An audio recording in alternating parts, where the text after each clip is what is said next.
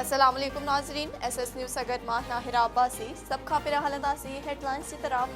Sukkur ji district and session जज जी अदालत इदारनि ख़िलाफ़ ॻाल्हाइण ऐं अवाम खे भड़काइण वारे केस में नवाज़ लीग जी मरकज़ी अॻवान मरियम नवाज़ खे 10 मार्च ते तलब करे वरितो आहे। अदालत मरियम नवाज़ SHO model town SSP Sukkur director FIA ऐं ॿियनि खे 10 मार्च ते तलब कयो आहे। पाकिस्तान तहरीक इंसाफ के चेयरमैन इमरान खान जेल भरियो तहरीक मुअत्तल कदे चूंड मुहिम शुरू करण जो ऐलान किया है।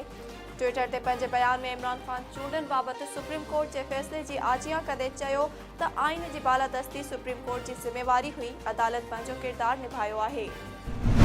इस्लाम कोर्ट में चिरागा के लंघ तां थरकोल कंपनी ऐं ॻोठाणनि विच में ॿीहर तकरार शुरू थी वियो। ॻोठाणनि जो कोल कंपनी ख़िलाफ़ एहतजाज इंतजामिया पुलिस तलब करे वरिती।